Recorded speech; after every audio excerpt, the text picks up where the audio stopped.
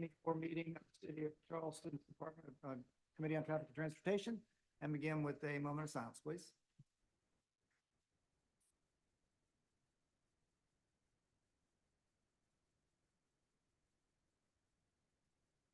Thank you.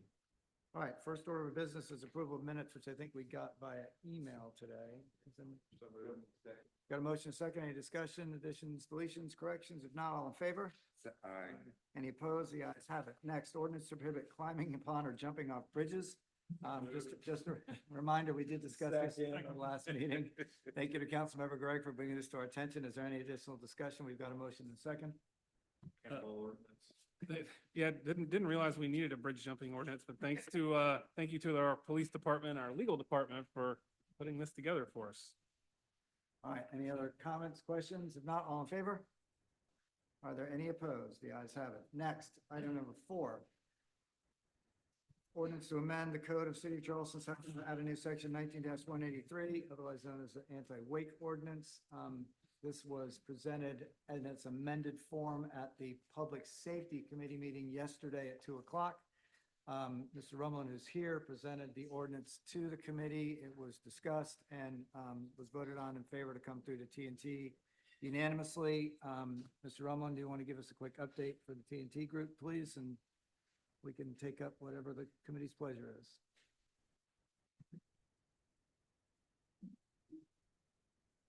So from its original form, we simplified the no wake provisions, narrowed it down to 2, and basically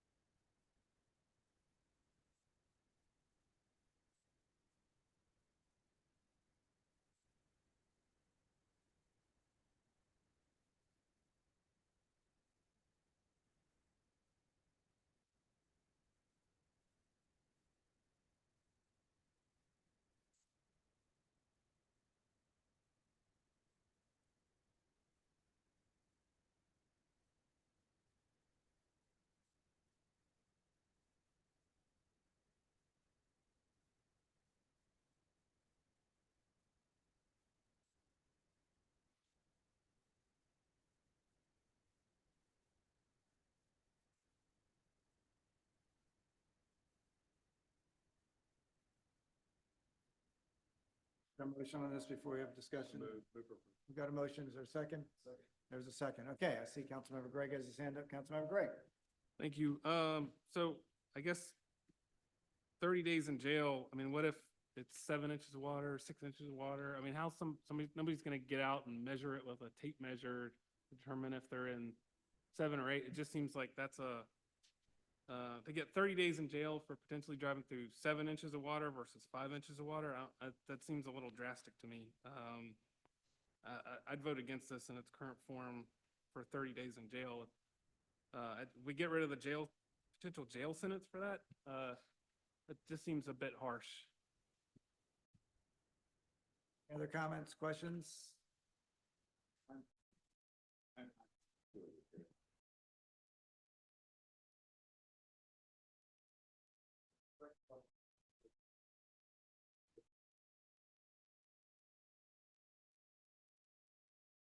that's correct, and our jurisdictional limits within the municipal court. So yes, I mean, the officers have discretion to issue warnings or to offer a certain resolution in court. And of course, the judge has the discretion to impose the sentence in that matter. So.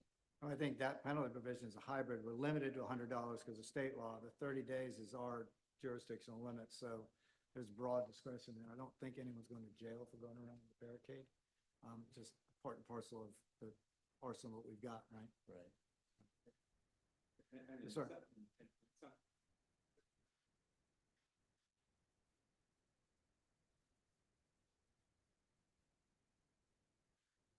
So it can be a deterrent. I think that someone is pretty dated in jail. So turn around. Think about it. And oftentimes that might be suspended by the judge to say, if you do it again, you will come back and you could serve time, so.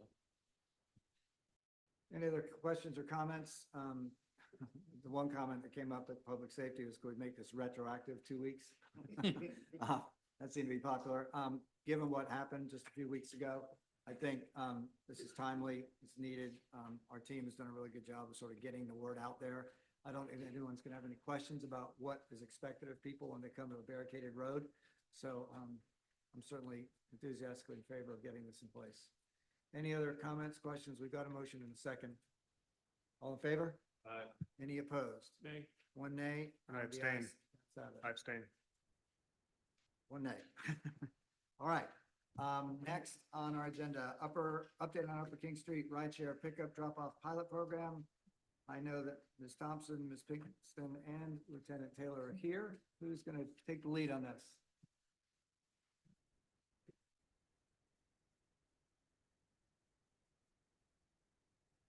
All right, Lieutenant Taylor, you going to take the mic? All right, here we go. Good afternoon. So just a quick update from the police department standpoint. Prior to the pilot program, we really didn't have a plan at all on how to manage our ride shares and sort of where they should go, what locations they should be using. So once we started the pilot program, we've been doing that for now about 3 months now. Yeah. So we're 3 months in now, and I can tell you from our perspective, there's a complete 180-degree turnaround when it comes to traffic flow, watching where these ride shares are sort of going and moving around traffic. For the most part, when it comes to Ubers and Lyfts, they all know where to go because of that geofence, so it's taking them to those locations. There's a couple tweaks that we probably need to make moving forward, but they all know where to go. I was getting phone calls prior to the pilot from Uber drivers who were complaining about the process and complaining about being stopped by officers who were sort of directing them to go to those side roads. I haven't received one call from an Uber driver or Lyft driver since we started this program, calling or complaining about it. I haven't received any calls from businesses, other than the one tweak that we need to make over at Uptown Social. Other than that, we really haven't seen a whole lot of issues from there coming to the rideshare program. So I'll let you want to. Just quickly Yes, sir. before you hand off the mic, when you said the tweak, what is the idea with the tweak? What are we going to do there? So I'm gonna, Okay, great. she's gonna give the details on that tweak, but the issue that we had over at Uptown Social is that rideshare zone is right there in front of their door. They're a busy establishment. So particularly when they're letting out, you have a huge crowd on that sidewalk, blocking that sidewalk, sort of mingling with that rideshare group. And it's hard for them to determine, are these our patrons that we need to sort of move over, or are these people waiting for rideshare? So it's creating a little pedestrian cluster there. Uptown Social with the capacity, what, 600 or something like that? I think it's 550. It's big, 550. yeah, it's big. Pretty big. Yeah. Okay, Ms. Pinkston. Next slide, please. Okay, so this is the same thing you all have on your desk. I think these are the slides that Uber sent over straight from them last week. One shows it before from one night in December, and then from a night in July as well. And this just gives you an overview of the trend. We were really happy to see these last week. All of those clumps are at current pickup drop-off zones. So I think this shows that's working pretty well. We expected that block between Spring and Cannon, where Uptown Social is, to be the hardest point because neither Spring or Cannon are appropriate to put a zone. Cannon because of the fire station, Spring because of super narrow sidewalks, and a valet zone and a bus stop. So that is the hardest spot to figure out. Currently we have, I think it's 8 spots that are available for pickup drop off there. So that's the largest one. Circled on your map, there are 3 more spots that I think the business has requested we move the zone to those 3 spots. So we can talk more about that. I have concerns about moving the zone from 8 spots in front of Uptown Social to 3 spots further down. I don't think that'll really solve the problem. Because there's a driveway in between those to the, I think it's Blue Green Hotel timeshare into their garage. So I know that's the pain point, but I think that what we have now is as good as we can get it for a really busy block with really narrow sidewalks and right of way. Next slide, please. So just another Saturday there, similar trends. Next slide. Okay, this I just Oh. tried to overlay it. This isn't really legible, so we can continue past these, please. Yeah, next slide. Next slide. Okay, and then we also looked at ticketing stats. This is the raw data. I have a prettier graph coming up. But as you can see, it's really spiky. And we're finding that most of our parking tickets are on Sundays. I think this is because parking is free on Sundays, so people think that there are no rules on Sundays. But we've been working with police to make sure that the meters at each of these zones get bagged on Sundays also. Next slide. So with this one, I tried to take a 7-day rolling average to get rid of those Sunday spikes. So the yellow line is parking tickets, adding together PEO and CPD tickets. And then tows is the blue line, and then the purple line at the bottom. So tows and parking tickets apply to people who are parking in the pickup drop-off zones. And then police has started issuing a few pickup drop-off violations to Uber drivers. I think there've only been a handful so far. But that's the dark blue line at the bottom. I think you started those after 90 days. Is that right? Okay. Yeah, so that's picked up a little bit, but still really low numbers. And we're hoping after 6 months that we can formalize these spaces more by painting the pavement. So we're kind of in a tricky period where we have to prove that it works without the total signage that we want. So we want to get the ticket numbers down more before we go into the permanent phase, but we hope that the permanent phase will totally solve that because they'll be more noticeable. That is all I have. If there are any Okay, questions? Councilmember Gregg has a question. So, for the number of tows and parking tickets, you said this is just for people parking in the pickup drop-off for the ride share. So this isn't all of King Street. There's, I assume, a lot more That's right. tows than that, right? Okay, Yes. thanks. Any other questions? So the pilot program ends October 31st, right? That's right, Halloween. yes. Like, Awesome. is the plan for y'all to sort of make some adjustments, bring it back to us in advance of the expiration so we can have a seamless transition? Yes. Okay. Can you share this stuff electronically with us? This is super helpful data. Sure, will do. Okay. And I mean, those heat maps are really interesting. It's Mhm. clear that the upper King Street area is hopping. Yes, it is, it is. Good. All right. Any other questions? Awesome. Thank you very much for the update. Very helpful. Let us know what we can do to help. Oh, Councilmember Gregory. Costs from Bourbon and Bubbles and then the Uptown Social. Yeah. There's a hotel back up in there, right? Mhm. Yes, that's the Okay. driveway that's in between. That's the limit on the Uptown Social Zone right now. Right, So yes, and then the Hyatt House is across the street on the Right. Bourbon and Bubbles side. right. And there's nothing that we could sort of correlate with them for the, I don't think so. I've also thought that that would be a perfect zone, but I assume that that is their designated hotel, private property, can't use. the At the Hyatt? Thank you. Okay, great. If not, we'll look forward to seeing this back on our agenda sometime in October for some permanency. Great, thank you. Thank you. Appreciate it. All right, next, discussion to remove Murray Boulevard as designated shared use path, section 19-122, Mr. Somerville.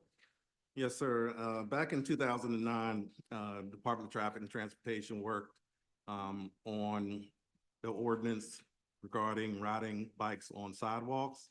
A part of that, we established shared use paths, which is a sidewalk that's over 8 feet wide. At that time, we had Murray Boulevard labeled as a shared use path. But with all the renovations and everything that's going on with the high battery, we just don't want bikes up there. So yes, we want bikes to still ride down Murray Boulevard, but not on the high battery. So basically, that's what we're asking for, is to amend the section to take Murray Boulevard high battery out of this section of the ordinance.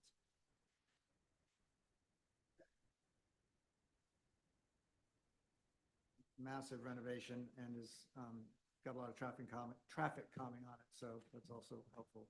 And there are no protective barriers on the pedestrian walkway on low battery. And just for clarification though, you're referring to high battery. I've always referred to high battery as East Battery around to the curve, and then it's low battery, Right. which is Murray Boulevard. So what we're talking about is Murray Boulevard Yes, sir. and high battery. Okay, I'd move for approval. Is there a second? Second. And there's a second. Any discussions, questions?